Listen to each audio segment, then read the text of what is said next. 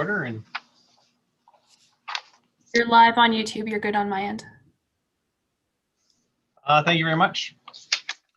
So happy New Year, everybody. Welcome back to our first regular city council meeting of the year. It's Tuesday, January the 12th. As always, we are pleased to be here today on the traditional territory of Treaty 6. We acknowledge all those who share a deep connection with this land. The city of Beaumont respects the histories, languages, and cultures of all of Canada's First Peoples, whether they be of First Nation, Métis, or Inuit descent, and appreciates that their presence continues to enrich Canada's vibrant communities. We are all treaty people. First order of business up is to adopt the agenda, but I know we have one piece of emerging business that needs to get added. Ms. Winter.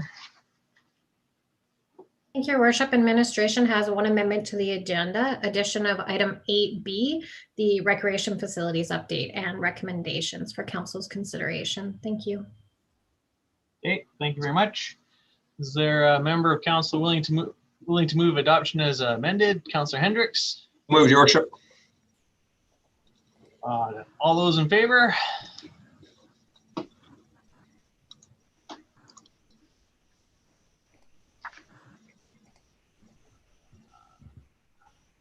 Council.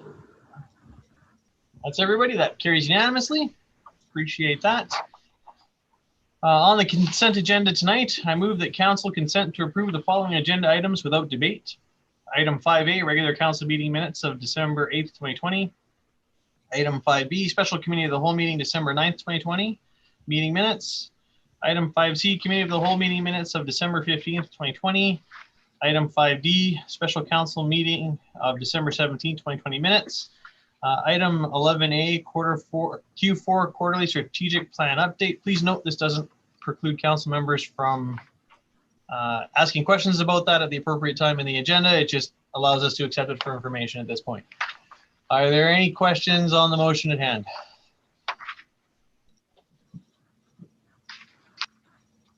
All right, seeing none, all in favor?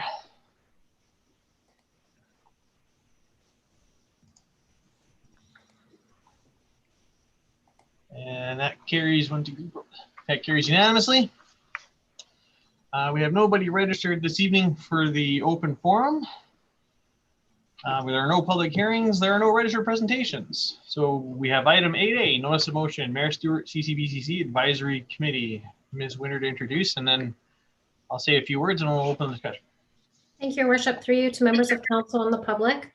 In accordance with the meeting procedures bylaw, once a notice of motion is made, it will be placed on the next regular council meeting agenda in which the elected official who made the notice of motion is present. At the December 8th, 2020 regular council meeting, Mayor Stewart made the following notice of motion. That council direct administration to review the terms of reference of the CCBCC Advisory Committee and bring back recommendations to dissolve the committee. This evening, administration is looking on direction on how council wishes to proceed. Thank you. Thank you very much. I appreciate that. So I'll make that motion now that the council direct administration to review the terms of reference to the CCBC Advisory Committee and bring back recommendations to dissolve the committee. This motion is coming from when the deputy mayor and I sat and went through committee applications. This committee has a hard time attracting members. In fact, we had 0 applications in this year. It has a hard time meeting quorum. And so at this point, I think it's time to be able to review this committee and see if it's viable, and if it's not, to dissolve it.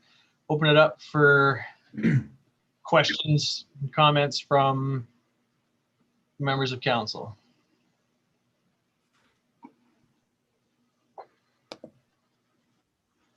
Councillor Danlock. Thank you, Your Worship. I do appreciate your comments on your notice of motion. As council is aware, I am the serving lead member of council on this committee, and I have just one small suggestion to make. I'd like to consider asking the mayor to make a friendly amendment to take the word of the motion dissolve out and let the recommendations come back as it may based on the review of administration. That's my suggestion, to take out I'd like to make a friendly amendment to take out the word dissolve from your notice of motion, please. Yeah, I'll make that friendly amendment and we'll allow administration to come back with a recommendation. Thank you. Any further Discussion on the motion. Councillor Barnhart, sorry, Councillor Barnhart followed by the CAO. Thank you, Mayor. And I would just hope that when it does come back to us, I think it could come under the terms of reference, but some of the reasons why quorum wasn't met, I know I sat on the committee as well when it was formed, and one of the concerns that was raised was that there was a feeling that the committee didn't have enough authority and was ineffectual. And I wonder if that's going to be part of your review in terms of some of the reasons why quorum might not have been reached.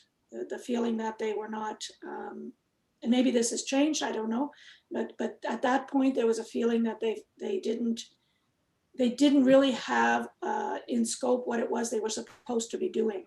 And so it became a problem in terms of the role they were playing. And I know the staff have changed since I was on there. It was Carrie that was the manager at that time. So I would hope some background information will come forward, because I agree with Councillor Daniluk. I don't think we should assume dissolving is the right way to go without knowing what the challenges were with this committee. CAO. Yeah, certainly, Councillor Barnhart, we can include that when we come back. My comment was going to be just to clarify the motion. If we just remove the word dissolve, it doesn't work. My opinion, if you look at it, it said bring back recommendations to council. We'd have to get rid of dissolve the committee and bring back recommendations to council, or bring back recommendations to committee of the whole, one or the other. Yeah, we'll modify that to read and bring back recommendations to council. Okay, thank you. I know that some concerns are the work of following on Councillor Barnhart's vein. Some of the concerns are how will those duties of the committee be accommodated by administration, or perhaps the Sports and Rec Committee. If we could add that to the report as well, that would be helpful. Further discussion on the motion? Seeing none, all in favor?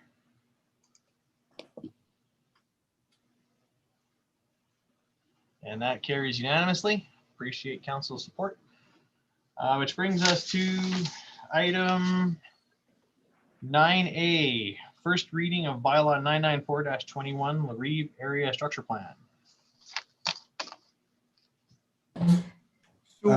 Mayor Stewart, Okay, go ahead, Shania. That's exactly what I was going to point out. I just wanted to mention that we have the addition of item 8B for the recommendation for the parks and facilities. I apologize. I wrote that down too, but I wrote it at the bottom of my page. So yeah, we're going to go back to item 8B and hit the rec facilities. Off to a great start this year. Thank you very much, Ms. Winter. Mr. Stewart. Good evening, Your Worship and members of council. Happy New Year. My internet is showing me unstable, so I might freeze up and may have to turn off the video if that happens. So I'll try my best. I was before council, a special council meeting on November 26th to discuss AHS COVID restriction impacts to the rec facilities. And the decision at that time was to keep them open under the requirements that we had to keep them open. And obviously organized sport at that time was stopped. December 13, restrictions came in again, and we closed all three completely from any operations. And since that time, we've done some cost saving measures in unfortunately having to let go of temporary layoffs to staff, casual staff and part-time. And we've deployed full-time staff amongst those buildings elsewhere throughout the city. As duties would permit, as well as the remaining staff has been working on different work to in the buildings and other projects that in preparation of a hopeful relaunch here in 2021 of our recreation facilities. I'm going to share my screen and try this. Hopefully the internet will allow it.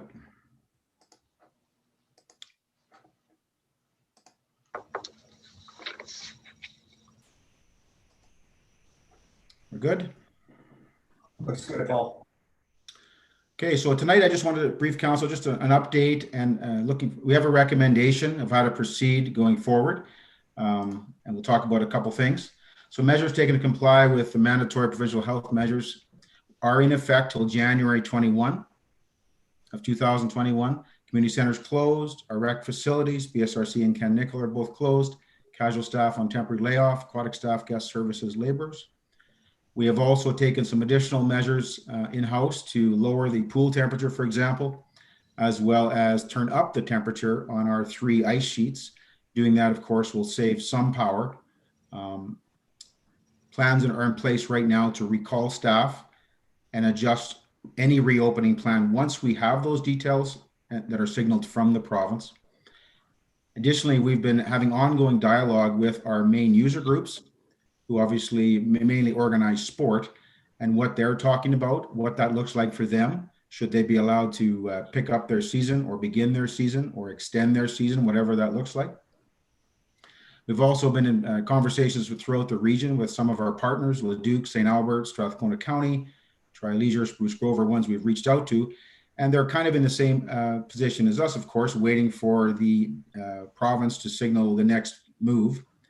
And the topic specifically was around, is anybody taking the ice surfaces out, for example? And at this time, those communities that are mentioned are not. They're kind of playing the wait and see game. Obviously, January 21st isn't that far away. So the province had signaled we would get a week's notice before anything would change. So, you know, that gives us some time to adjust on the fly, if you will, as to what that reopening is going to look like and when that's going to be. Additionally, we're anticipating the potential to leave the ice in longer into the spring. Hockey Alberta is having a meeting this week, and that very conversation is going on for all the associations to consider ice availability, as well as what extending the season to end of April, end of May, for example, could look like or would look like in the various communities. So that's something that we have to be cognizant of and aware of, that we, if things are starting to open again and organized sport can resume in whatever form that is, there's going to be a lot of pent up angst. I'm sure council would appreciate that, to get rolling again. As well as Beaumont Curling is still hoping to do something with the remainder of their season. They're hoping to at least do practices and provide some level to their members and the community of service. So I think that's it on that page. Savings that we have been able to do so far is roughly cutting back on obviously those casual positions and part-time positions. And for a 1 month period, that's the estimated cost savings. To be frank and to be clear with council, we're not saving any money by being closed, but those measures have reduced the deficit that we would be running. And mainly, that deficit is all related to the fact that, we've lost all revenue at this point. So we're not saving money, but those measures that we're able to take under the current environment have at least reduced the amount that we are in deficit. And those are estimates. We have been closed, like I say, since December 13th, and we've kept minimal staffing throughout those buildings and redeployed full-time staff as we can to other areas in the organization, whether that's at operations or elsewhere. And that they've seen some benefit from doing that. It's been a great efficiency to be able to, especially some of the outdoor skating surfaces and whatnot, be able to redeploy full-time staff, for example, into that role. Recommendation number 1 for council to consider tonight is to keep status quo, basically, await more direction from the province. Recommendation number 2 would be to potentially take out 1 sheet of ice at the Ken Nickel, which what that would do for us was be saving some power on the 1 sheet. To take ice out is about a three-day melt and cleanup, and to turn it around and put it back in if we had to would be about a week, assuming you've got a full complement of staff to work on that. Recommendation number 1, the pros on remaining status quo provides Beaumont the ability to reopen quickly. We're also making use of staff to support other areas, and cost-saving measures that we can control are in place. The con on that recommendation would be the reopening timetable is still unknown for us, and we're using energy in our buildings for ice plants, for example, that aren't being used. The province has not given us the clear direction of a reopening yet and what that's going to look like. So municipalities are sort of at their own discretion and risk at this time to make decisions on their buildings and how they want to be positioned. Recommendation number 2, the pro of taking out one sheet would be approximately $500 per day in a power savings. So if that's a 14-day period, that's maybe $7,000 of electrical power saved. The downside is it does potentially impact any rapid reopening that we have to do for our user groups. There's always the risk when you shut something off, you have trouble getting it back on again with an old plant. Council is aware we are replacing both those plants this year in 2021. And the last comment on the con is just we're not in alignment with our regional partners at this time on taking any ice out. So just wanted to flag that as council's consideration. And that, Your Worship, is the end of my PowerPoint. Thank you. I appreciate that, Mr. Stewart. I appreciate bringing this to us tonight. Yeah, council's gonna have to make a decision on how we want to proceed. Just as we get going, I see a couple of things and open it up for questions and comments. I see a couple of problems immediately right now. One is where we might be suffering a death by 1,000 cuts. Right now, it's 2 more weeks. It was 4 weeks. It's 2 more weeks. And so how long do we wait before we pull the ice and save the money based on being strung along by the province? I know they've given us a 7-day window, but still, $7,000 is $7,000 if it's 2 weeks. My next question would be, how long can we afford to leave that ice in before it impacts the follow-on users, lacrosse, ball hockey, those types, before we start impacting their seasons? So as much as I'd love to be able to accommodate Alberta hockey, there's a lot of moving parts to a lot of other people. But I open it up to questions and comment from other members of council.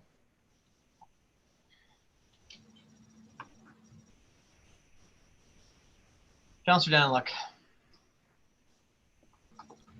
Thank you, Your Worship. I take your comments at face value. They're a good observation you made a moment ago. I am leaning towards recommendation 1. Mr. Suter, thank you for your pros and cons of the 2 options. That's very helpful to clarify the circumstance. I realize saving 7,000 would not be a bad thing to do, but I wonder if we were to all of a sudden find out on the 10th day we have to put ice back in, that 7,000 we saved might be eaten up by putting the ice back in again. So we wouldn't get a bona fide saving, I don't think. So I'm leaning towards option 1 right now until January 21st to see what the province's next step is. But I agree with Mayor Stewart, we need to sort of figure out for ourselves when a hard deadline might be for us in the future to cease ice and get ready for the other sports and their seasons that normally may happen, again, pending on AHS regulations at that future time. So I'm going to lean towards recommendation 1 for this evening until the January 21st AHS rules may or may not change again. Thank you for the chance to chat a bit. Thank you. Councillor Van Newkirk, followed by Councillor Monkoff-Swain, followed by Councillor Stout, followed by Councillor Hendricks. There's everybody, right on. And followed by Councillor Barnhart. So starting with Councillor Van Newkirk. Right on. Now we're going. Yeah, for myself, I too am worried about the death by 1,000 cuts. I'm also encouraged that administration has been talking with the user groups because the extending the season in air quotes for hockey decisions can't happen in a vacuum. There's other users that are going to come into the facilities. There's other timings for different things that need to be considered. So I hope administration can keep the ongoing conversations with Baja and the other user groups to keep apprised of where those discussions are going and figure out what they're looking for. So for me, I'm willing to wait the 2 weeks here on this one and then make a decision after that. I would prefer to have a discussion right away after that because Mr. Suter, there's one other number I was wondering if you might have handy. What was the cost per month for the facility to sit there with nothing going on? I think it was about $250,000 a month or thereabouts. Can you remind me of that number? Through your worship to Councillor Van Newkirk, the facility, we forecast running a deficit for the budget. The budget is built on that. Being closed completely, obviously you've lost all revenue that you're forecasted into that budget. So there's definitely an impact there of potentially, it was 230,000 per month of additional deficit. The measures we have taken have reduced that number by 60 to 70,000 potentially. So you're you're sitting at another 170 additional on top of the budgeted deficit which the facilities run. Yeah, thank you. And I just bring that up just for perspective. I know you went through some numbers earlier there, but if you start at 230 or 250 and work your way back, there's a big revenue loss, and that needs to all be considered as we make decisions moving forward. But Mayor, for tonight, I'm willing to wait the 2 weeks and then have a conversation right after that. Thank you. Okay. Councillor Moncoff-Swain, followed by Councillor Stout. Yeah, I'll be brief. Just some good comments made. I'm in favor of recommendation number 1. My only advice would be back to administration, and I know our influence is minimal here, but whenever we're talking to the province, if they are looking to extend it, if we could ask them to go for more than just a week or 2 at a time, just give us a good snapshot so we can control and manage our area. So I'm good with recommendation number 1. Thank you. Councillor Stout, followed by Councillor Hendricks. Thank you, Worship. Yeah, I'm in favour of. I think I'm in line with everybody else who's spoken so far. I'm in favour of sticking to recommendation 1 at the moment until the 21st, or until the province is willing to give us some indication as to when these restrictions might be lifted, and then we can have a further discussion about on the same thing. So one question, Mr. Souter, you said the cons of recommendation 2 was not in alignment with regional partners. What does that actually mean? Does that mean that we're that none of the nearby municipalities are taking their ice out yet? Through your worship to Councillor South, that's correct. The partners that we've reached out to in the metro region here are not taking their ice out as of yesterday's conversation. So we'd be doing it before anybody. One of the first to have this conversation. I'm sorry, say again, please. Sorry, I didn't mean to cut you off, Councillor. To be fair, though, we are one of the first councils having this conversation. So. Okay, thank you. Councillor Hendricks.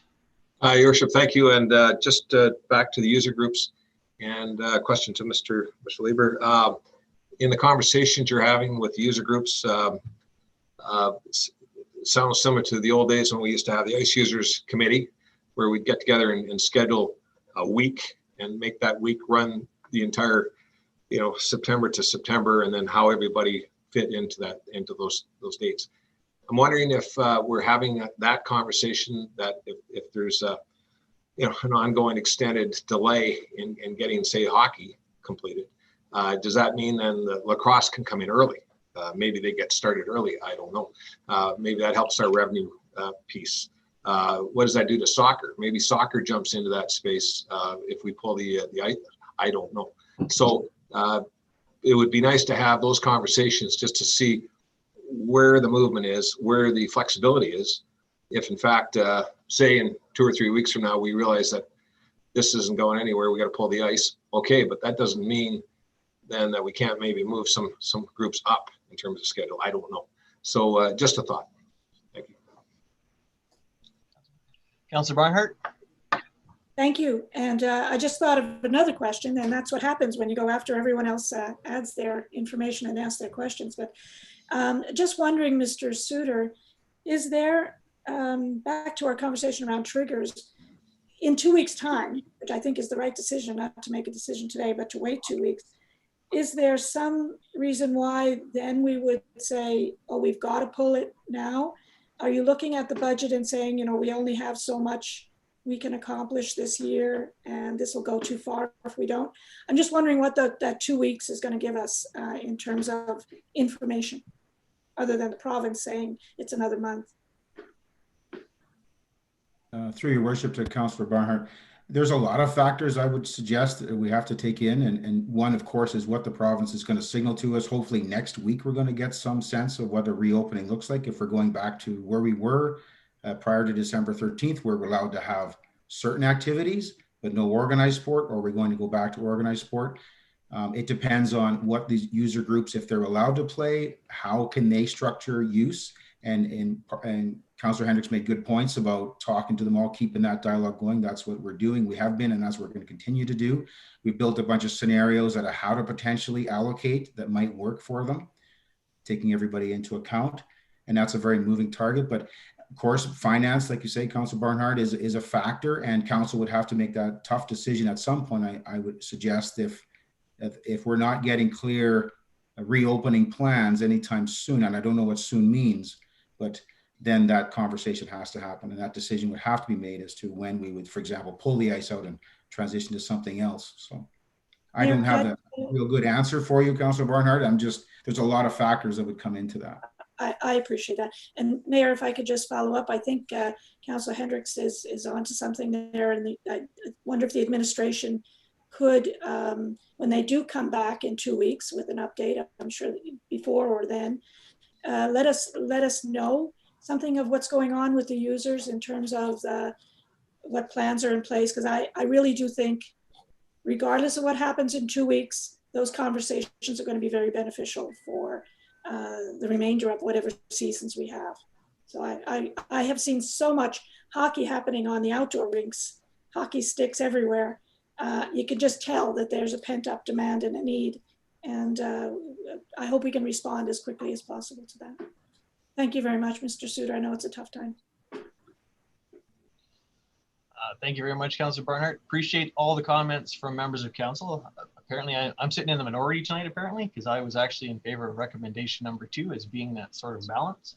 It would have left 2 ice sheets in to allow us to get users back on right away, as well as potentially save a little bit of money. There is a risk either way. Having said that, I'm okay to go with recommendation 1 if members of council wish to proceed that way. But Mr. Suter, just before I ask a council member to move the recommendation, quick question. You mentioned our reno. What sort of, have we factored in how these extensions, especially because we're replacing those ice plants, might affect that renovation timeline? Because I know we have to spend that money by the end of the year. So how are we looking if we start extending seasons and things like that? Yeah. Maybe that's not a question for you guys for tonight. That conversation, Your Worship, is going on as far as what we need to, whatever that project is requiring, and how we have to be nimble with that, as well as what kind of use we can have in that building. Ideally, that project would go well if there was no use in that building for the remainder of the year, but we know that's probably not likely. But yeah, those conversations are going on to make sure we can pull that off. All right, is there a member of council willing to move the motion? Councillor Daniluk. So moved, Your Worship. Recommendation 1. Thank you. All right, further discussion on the motion? Seeing none, all in favor?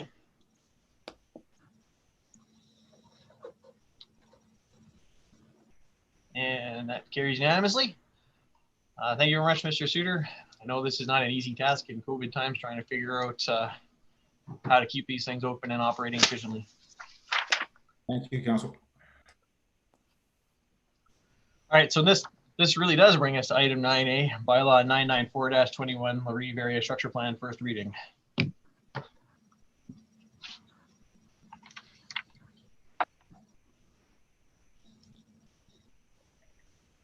All right. Good evening, members of council.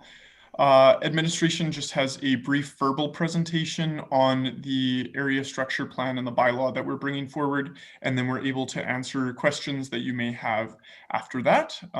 So tonight I'm here to present first reading of bylaw 99421 for your consideration of first reading. And just as some background, an area structure plan can be adopted by council for the purposes of providing a framework for the subdivision and development of land as per section 633 of the MGA. And an area structure plan includes, among several other things, focusedly the sequencing of development proposed for an area, the land uses proposed, the density of population proposed, as well as the general location of transportation and utility infrastructure. And so the full draft of the Reve area structure plan, which we are here discussing today, is available on page 28 to 103 of the agenda package. And so the location map showing the draft Reve area structure plan area is on page 105 of the agenda package. And so the Reve area structure plan is intended to provide the planning direction for the northeast area of Beaumont, east of 50th Street, and north of Township Road 510. And so the excerpted land use concept from the area structure plan, which provides the plan's direction for the land use in the plan area, is available on page 107 of the agenda package. And so the applicant, Invistech Consulting Limited, proposes that the Reve area structure plan will facilitate the development of approximately 4,178 dwelling units and a population of 10,766 residents at full build out. And this would achieve a density of 36.1 units per net residential hectare. And this would meet the requirements of the Edmonton Metropolitan Region Growth Plan. The proposed land uses in this area structure plan are as shown in the land use concept. For residential, there is low, medium, high density residential, providing a mix of housing options, supporting some larger city goals of aging in place, affordable housing, and housing diversity within the community. With respect to commercial, commercial development is at various intensities and is distributed throughout the plan area, but primarily located along the 50th Street corridor. And then there are also mixed use sites situated near the entrance of the neighborhood. And then of course, municipal reserves, natural areas, greenways, and environmental right-of-ways, which provide space for school sites, programmable park spaces, and stormwater management facility, as well as other infrastructure. So the transportation network is depicted on figures 12 to 14 on pages 37 to 41 of the area structure plan, or pages 69 to 73 of the agenda package. And so the network implements the principles set out in our connectivity transportation master plan, fulfilling the 880 principle at a high level, as well as the pedestrian prioritized principle and complete streets principles. Residential areas will also support and integrate small scale commercial uses. Administration has worked closely with the applicant to review the plan and supporting documentation, ensuring consistency with various strategic plans that guide the City of Beaumont's growth and development. And so this would include the Edmonton Metropolitan Growth Plan, the Municipal Development Plan, our Complete Community, the Municipal Strategic Plan, as mentioned before, our connectivity, the Transportation Master Plan, then also our Places in Play, the Recreation Parks and Facilities Master Plan, the Open Spaces and Trails Master Plan, and the Social Master Plan. And in administration's view, is that the area structure plan is consistent with the city's overall policy framework, and to take a step back into the review process that went into developing this plan. This review period for the area structure plan was completed for internal departments, external stakeholders and agencies, area landowners, and the public. And this occurred over September to October of 2020, and comments were collected and shared with the applicant and resulted in updates to prior versions of the original application of the plan. And that brought us to the draft that we have at this point. Administration is of the opinion that the applicant has ensured consistency with the city's overall policy framework and is addressing concerns raised during the review period. And so with this in mind, administration is recommending that council give first reading to this area structure plan, or alternatively for council to provide a direction for administration on how it wishes to proceed regarding this application.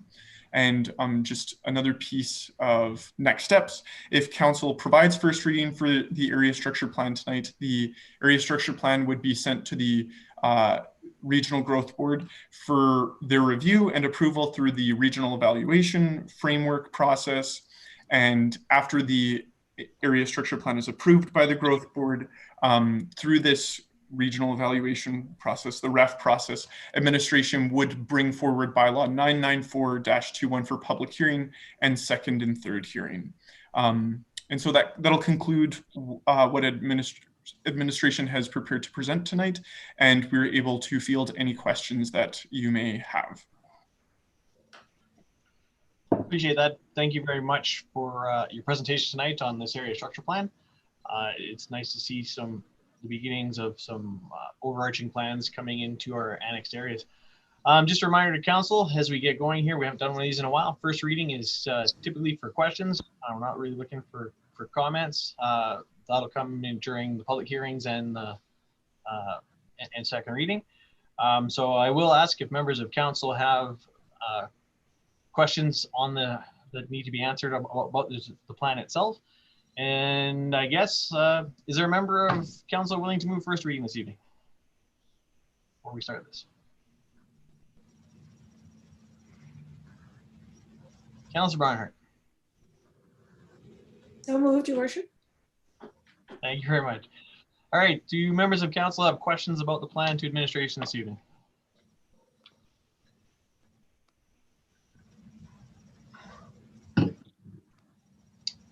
Councillor Van Newkirk, followed by Councillor Stewart. Yeah, thank you.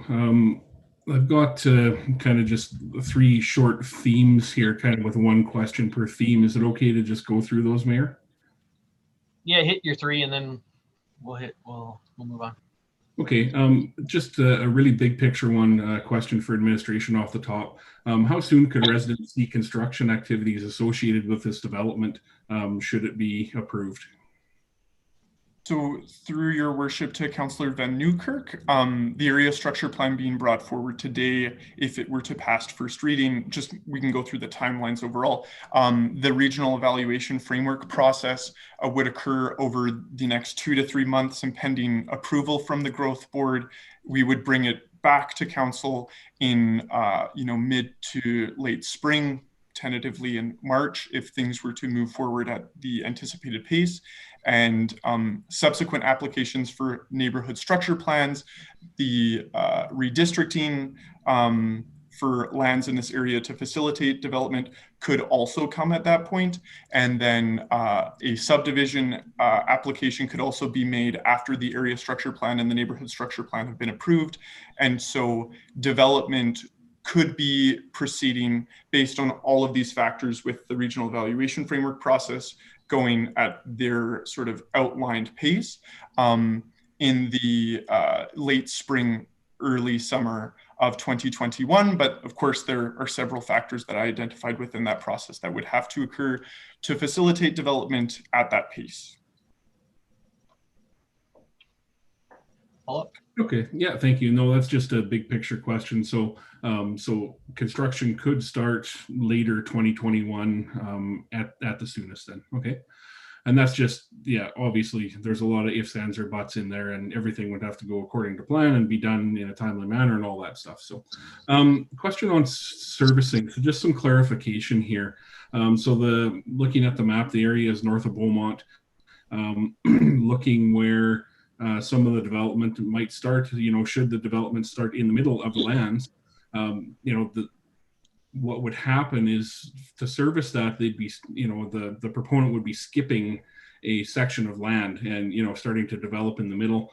The last time council was part of a discussion about skipping a development area with servicing was regarding the potential use of land west of Beaumont to locate a recreation facility. And at that time, administration put some large numbers in front of council for what those costs are to, service an area when you skip it for development. So again, clarifying, should this ASP be approved, can you speak to the responsibility of the costs associated with servicing the area?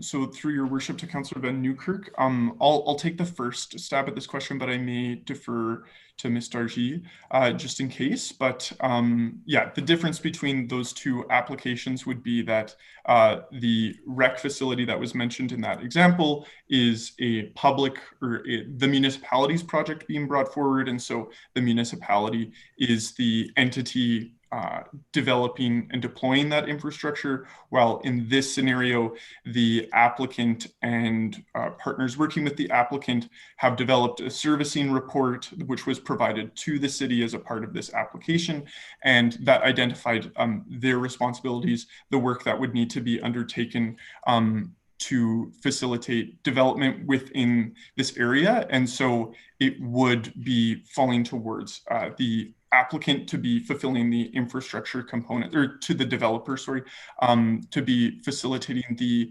infrastructure requirements for this area wherever growth may occur. But of course, the city, in processing this application, we have received the phasing plan, which provides the municipality with some surety with how growth would occur and where it could start. And so we have an understanding of where growth could start, and then also how infrastructure would be deployed. But I'll just double check with Ms. Dargy if there's any other point to add to this facet of the discussion. Thank you, Mr. Rates. Through to Mayor and Council. I don't have anything further to add, but just to clarify that servicing is at the developer's cost. So for this development, the developer would be required to make that servicing based on the servicing plan that he has provided as part of this application. Yeah, thank you. And that's really the thing that I wanted to highlight here, is that the servicing and the cost of servicing are not at the cost of Beaumont, right? I don't want to be in a spot where that piece of information isn't clear. Thank you. Third question is just regarding the proponent. Just wondering if administration could tell us a little bit about Redco developments, and if they've done developments like this in the region, and if so, where have they done it, and that kind of stuff. Thank you. So I'll defer to Ms. Dargy for this response. Thank you. So with taking over as the acting Director of Planning and Development, I've recently started interacting with Redco on a more consistent level, and had limited interaction with them before. So that relationship kind of got built a little bit more in the fall. Administration has been working with Redco for quite some time on this application, and my understanding of the company is that they have experience doing different types of development, that this is the first development of their size that they are undertaking here. And that's just based on the knowledge that I have, but I can confirm that for you. Okay, thank you. And then just clarifying further on the proponent, is this the same group that came and presented to council about building a recreation center? I believe that presentation happened during the conversations council was having that brought the current BSRC to fruition. Thank you, Your Worship. Through to Councillor Van Newkirk. Yes, this is the same group. Gotcha. And when the ASP, or if an ASP is approved, can you outline the responsibilities of a proponent?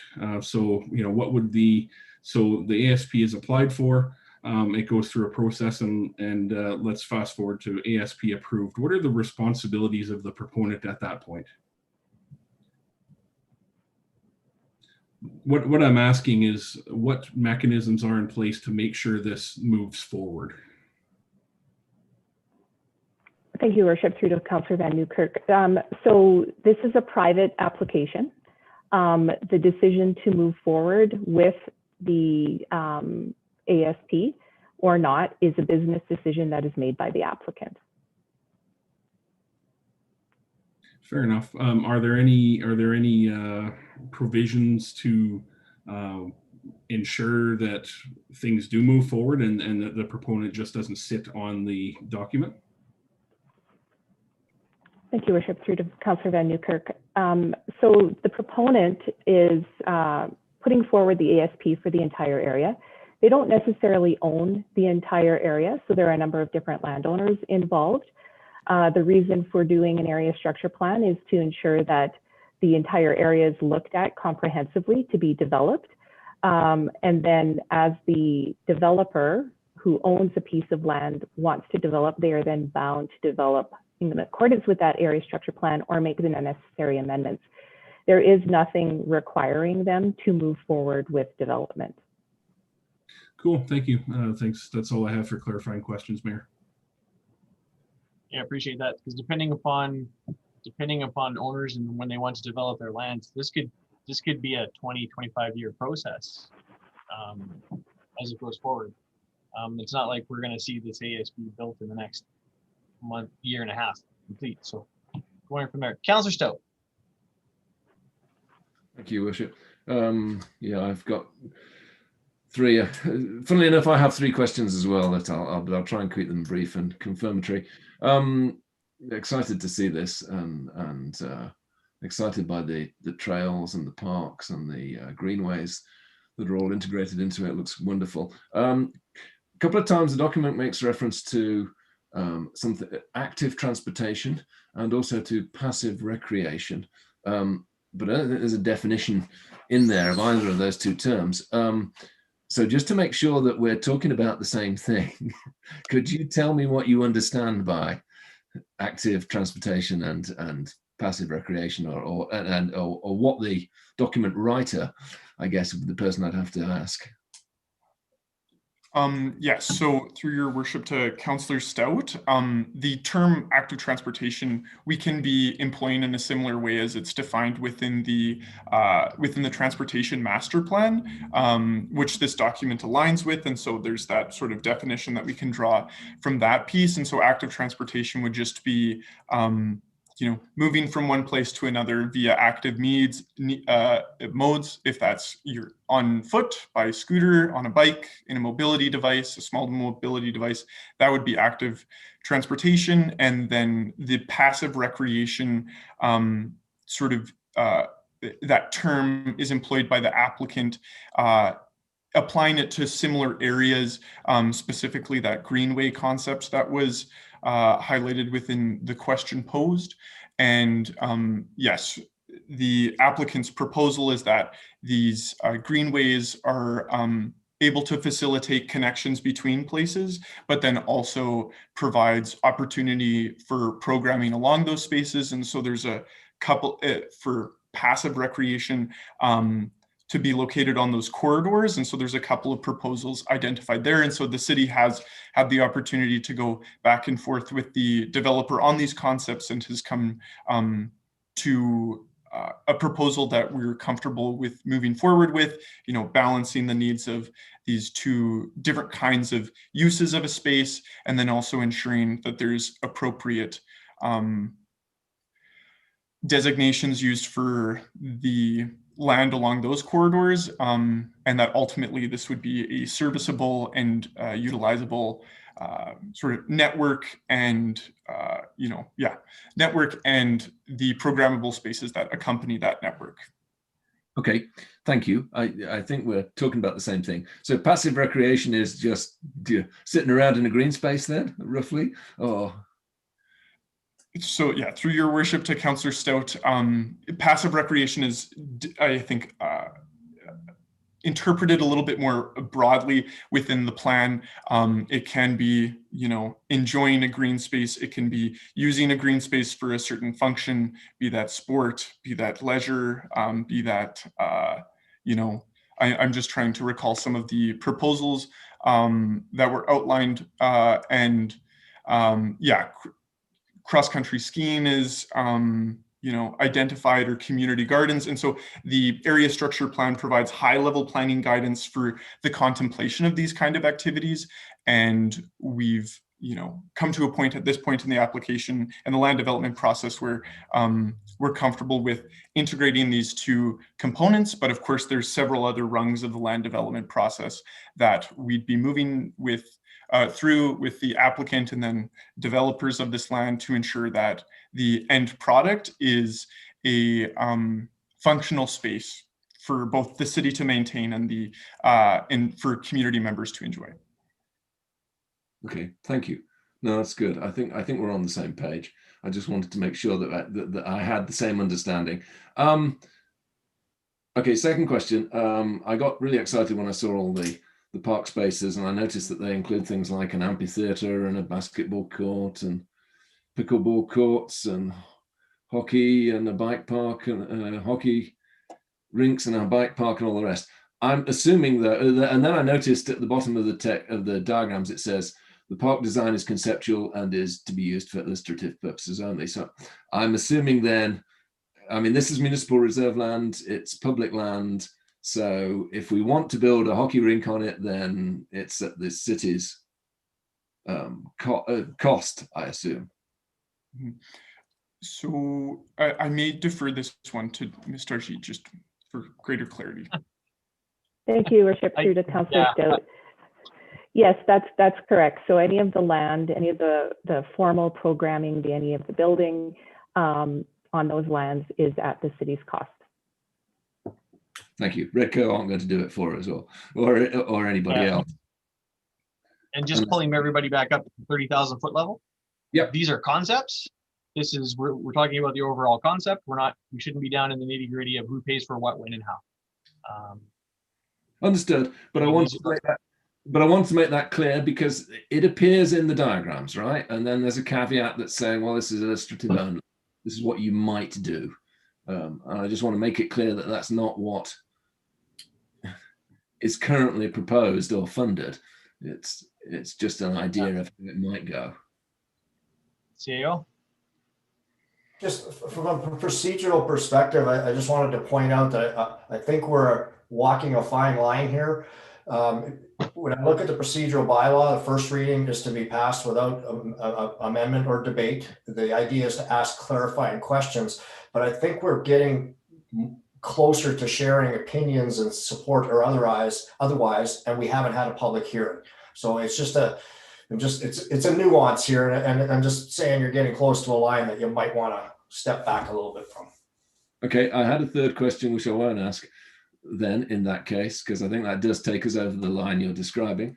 So thank you. All right, and just one other comment. I noticed going back to, where is it, page 54 of the document, that there's a description of the number of units being built, and I noticed that the full build out then takes the population up by 10,766. So, I mean, the full build out of this, which Mayor Stewart suggested might take as long as 20 years or more, is going to increase our population by 50%. And is that correct? Am I reading that correctly? So through your worship to Councillor Stout, that would be the applicant's intended or, envisioned population growth that would be supported through facilitating this development. But yes, of course, as kind of qualified within the question itself, this is a very long-term plan to provide the high-level guidance, so to be guiding our decision-making and be achieving the larger goals that the city has set out for itself through other strategic plans. So yes. Okay, thank you. Appreciate it. That's all I have for now. Councillor Barnhart, followed by Councillor Hendricks. Thank you, Mayor. And to the administration, I have one comment and one question. And the comment is you can really see in this document the benefit of all the work that's gone on in the last number of years, but specifically around policy development, master plans, all of the work at the regional level as well, so that when the developers and the consultants come to do these documents, they don't have to go too far to find that we've already thought about this and here's the direction that they need to head. So I'm really pleased to see how this is all kind of coming together in that respect. My question, without wanting to get into a lot of detail, is just regarding the agricultural policies 3.42, and there's 5 points, I think, there. I'm reading on my other screen here, so forgive me if I don't have all the pages there. But I just want to be assured that the proponents have, it looks to me like they have kind of a sense of what direction the regional agricultural master plan is going in. Granted, it's not approved yet and probably a long ways away yet from that happening. But it looks to me like we're trying to intend to maintain agricultural land and the development of gardens, community gardens, edible landscapes. I love seeing that language in there. I don't want to give away my opinion too soon, given the mayor's comments, but at the same time, I'm glad to see that. Is it correct to assume that they have had information from whether it be RAMP or the Metropolitan Regional Board or the administration on the direction that we're heading?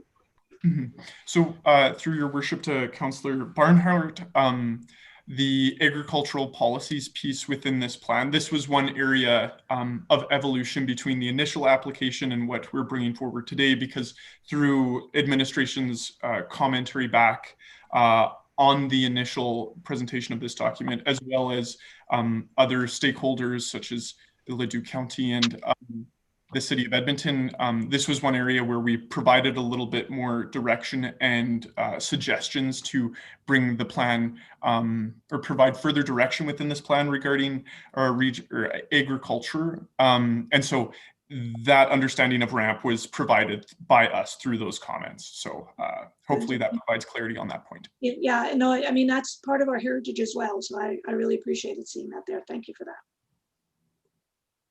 Councillor Hendricks?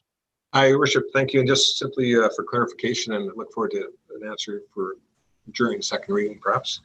My comments would be around the figure 14 active transportation network, page 41 of their document, page 73 of ours. And it's just simply around our annexation agreement that we have for these lands and this roadway, 50th Street, the access points that are shown on this set of drawings, and how that ties to our annexation agreement.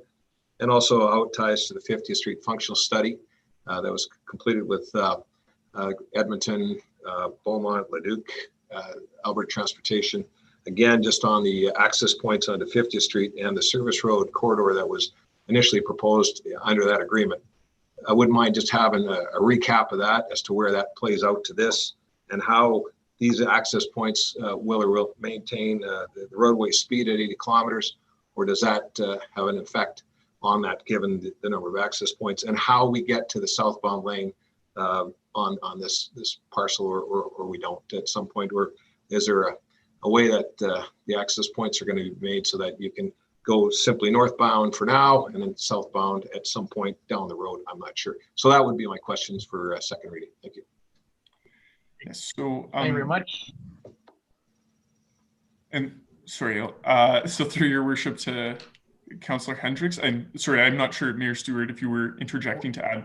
Yeah, I was just gonna clarify. Did you make the notes of Councillor Hendricks' questions to bring the answer back at second reading? We're not looking for an answer tonight. Right. Yes, through your worship, we'll bring that back for second reading. Thank you. Your worship, yeah, and while you're adding to the list, the bypass road that was going to be 50th Street to Township 510, and then the Range Road 240. So thank you. Okay, thank you. All right, seeing no further requests to speak, call a question. All in favor of first reading?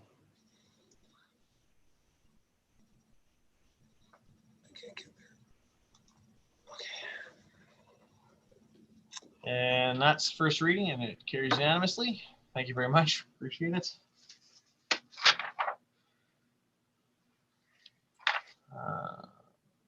Okay, brings us to item 10, Councillor Inquiries and Reports. So we'll start out with questions for administration from members of council, followed by statements.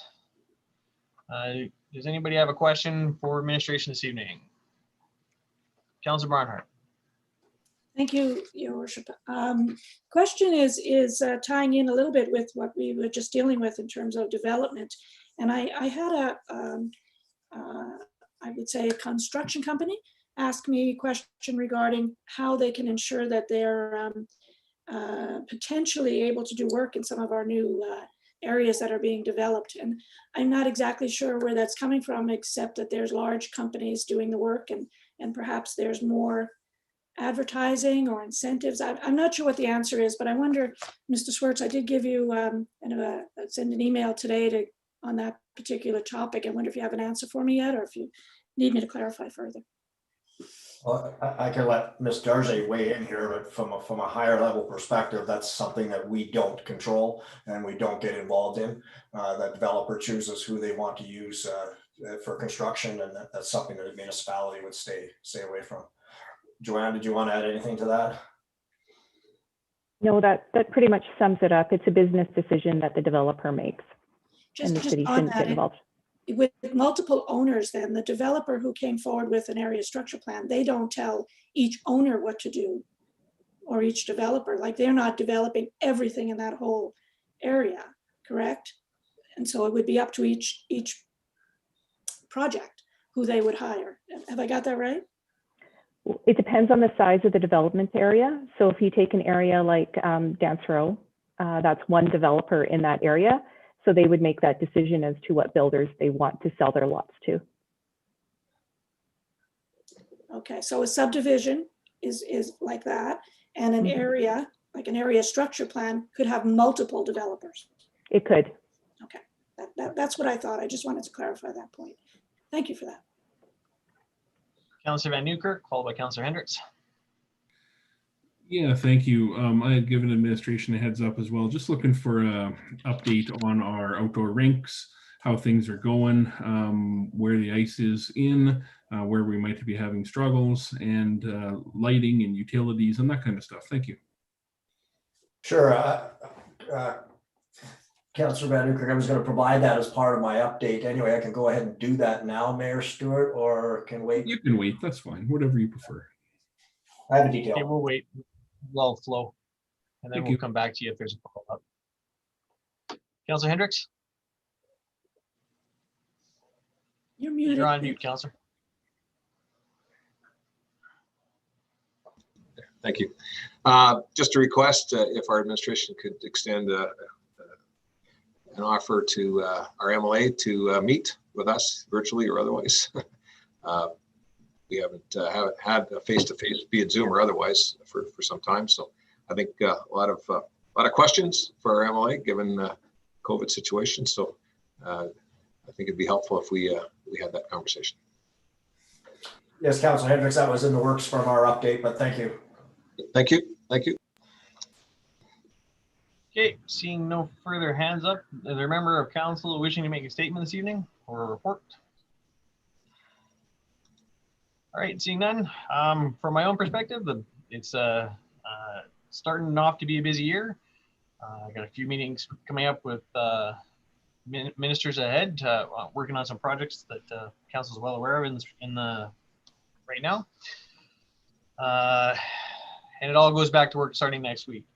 So without further ado, I will let the CAO make his report.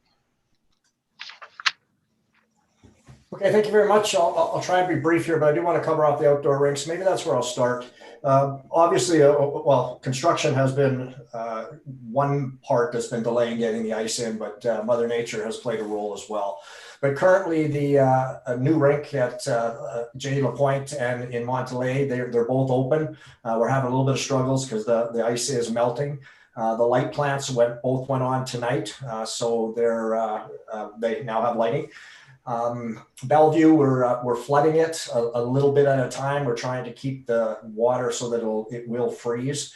I'm looking at the forecast and it looks like that's about to change in our favor. So we should be able to, we were estimating today to have Bellevue open by next week. That may or may not change depending on the weather.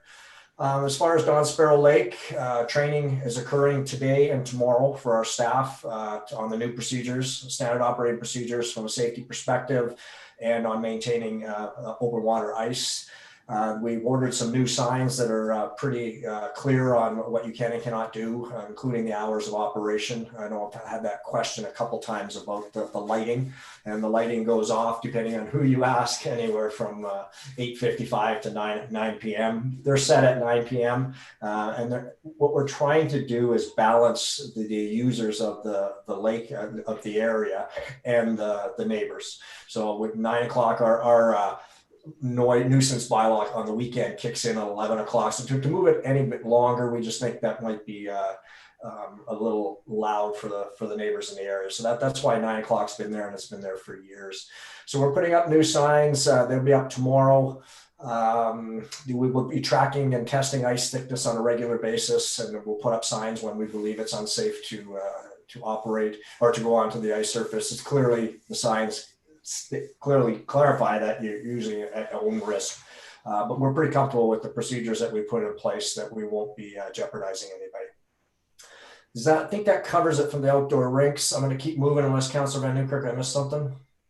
Okay. Wanted to recap. Oh, sorry, Councillor Barnhart. My apologies, but I noticed on a couple of times around the city, walking and riding, that there are small rinks that I didn't even know were there. And I'm wondering, is the city putting them in, or is there by any chance they're happening, residents are putting them in on city land? I don't want to stop it necessarily, because I can see that people are really enjoying themselves, but I just didn't know whether we were doing all of those little ones or if they were there and I just hadn't noticed them.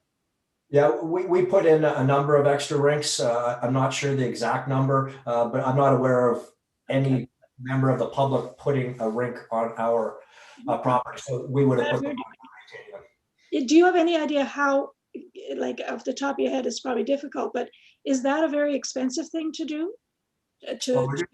We're doing it within current budgets, and we're just trying to be as creative as we can to provide more of that outdoor experience, which is what council has been asking us to do, is give people an outlet. So yeah, there's some costs associated, but we're also looking at ways to save costs in other areas. But glad to see that. It really looks like it's being appreciated. Thank you. I think you're right. Very quickly, from a COVID perspective, in the last 24 hours, Beaumont recorded an additional case and 2 people recovered. Our active cases are sitting at 40, and thankfully there have been no more new deaths. So we're still sitting at 13, which is obviously a horrible number. Alberta today recorded 652 new cases and 38 additional deaths. The positivity rate today is being communicated as 6.8%. So that it's been under 7% now for several days, and that's a real encouraging sign. However, I was on a call today with AHS, and they were very quick to recognize, or to remind us, that don't get hung up on the numbers while they are coming down. The amount of tests are significantly lower. And as Dr. Hinshaw has provided in her update today a couple times, they're not entirely certain why that is, but they have some theories. And the bottom line is that we cannot let our guard down. The numbers are trending in the right direction because people are paying attention and doing what they're asked to do, and that is to not gather. So that was a message we got several times already this week, is we have got to stay the course. They've set January 21st as the end of these current measures, but as Paul had said earlier, they also committed to the municipality, and this goes back to your point, Councillor Monkoff-Swain, that we've really been pushing the province to say, we need some heads up here. Your decisions that you make at the last minute cost us dearly when it comes to planning and programming in our facilities. So AHS has committed to giving us a 7-day window where possible. So we can likely hear from them next week that our rec facilities can loosen up. And as soon as we do, we'll get council back in a room and update you and make some decisions. In our organization last Thursday, we had an operator test positive. So we immediately rolled out a rapid response plan, which worked extremely well. That's the second positive case we've had within our organization. We quickly identified 3 direct contacts, and they have been tested. They have all come back negative. That the individual who's positive is obviously off, as are those who tested negative, but who came in direct contact. So they're now starting a 14-day isolation period. So from an operations perspective, if you want to compare that, we've lost a crew.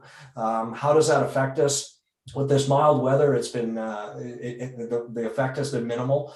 However, if we start to get some snow here, which we're expecting tonight, we've got a backup plan in place, and we've got a set of contractors ready to go. What that does is it slows our response time for snow removal, and it costs us a bit more money, but we budget it accordingly, and I think we're going to be just fine. The reason I bring that up more so is just to prove that show that the plans that we have in place, and it goes back to the Alberta health measures, the recommendations are made, they work. If we just follow them, they work, and they work for us twice now. We've had a positive case in the workplace. We've done the contact tracing, and it has not spread. So it's really that's a good news story. AHS contacted us, as they committed to doing when we have a positive test in our organization, and we received letters from them, as did people who were not in direct contact. And my last closing remarks would be, I talked about the weather. We've got freezing rain warnings out for this evening, and then we're expecting snow tomorrow. So tonight and tomorrow is going to look a lot different than today did. So I just urge everybody to be careful, take extra precautions, and slow down. And that's all I have for an update. Thank you very much. Thank you very much, Theo. Appreciate that. It's hard work. And again, so item 12, correspondence. We have no items of correspondence. Item 13, notices of motion. Sorry, Councilman Goswayne, are you hitting at 13 or you got previous question? I was back at the CIO's update. If that's okay. I had my little blue hand up over here. Yeah, thank you. Gotta scroll down. Sorry, bud. No worries. Hey, thanks for the update, Mike, and I'll circle back to the Dawn Sparrow piece first. Just a thanks for the quick work on that and recognizing the positive impact for the residents in around that area. Important part of our city. You mentioned, the new signs going up. Some of the feedback I got was around some of the existing signs that are up there. And if you've been out there, it says like danger, thin ice, etc. And I recognize that is important at the right time of year. But we also, if we're going to be encouraging people and clearing it off, I'm just curious, and you don't need to answer now, but if we're looking at, I don't know, taking them out or replacing them, or just identifying that, using the new signs to identify that is safe from what we see. So just wanted to recognize that. And then you'd also shown if there's a way to communicate it, and I see the social media posts going up about the Rinks and that sort of thing, and they got some good traction. I wonder if we can use that and maybe you have already, but just to show which areas of the lake are going to be designated for ice fishing and which one is going to be skating and what we're going to be clearing and that sort of thing. So I know a lot of people have asked about that. So if you have done that from a comms perspective, great. If not, just a consideration. So those are just my additional comments. So but thanks for the great work on that, and hoping we get some cold weather here so we can get out there and enjoy it. If I could add just to that very quickly, and thank you very much, Councilor Swain. The new signs I saw mock up today. In fact, I think we received one today and received another one. They're much more comprehensive, and it's just not a thin ice. It's we're going to outline the bylaw that permits the use. It'll show the different directions on the lake. But once they get out there, and if they're not hitting the mark, then please even pass this on to the public. Let us know if there's something that's missing. Let us know. And sorry to clarify what I mean. There are existing signs out there that say danger, thin ice. And so if I'm walking out around there and I see that sign, then I'm probably not going to go on. Well, I would go on because the sign is telling me not to. So I'm just curious if we're going to look at, I don't know if covering up is the right word, but I think you know what I'm getting, right? We want to encourage, if it's safe, we want to encourage people to go out there. And we don't want to have contradicting signs to say, welcome, come skate out here, and then danger, thin ice over here. So just take a wander in this here. My understanding is they will be removed and replaced with updated signs, but thanks. I will double check and ensure that happens. Thank you.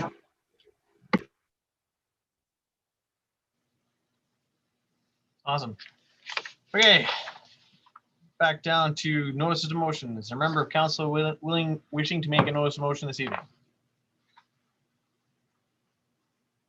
All right, seeing none. Item 14, closed session. There are no items for closed session this evening, which brings us to the end of the agenda and the end of the first meeting of 2021. I'd like to thank members of council for coming tonight, some members of administration. As always, it's a pleasure. And we will consider this meeting adjourned. Thank you.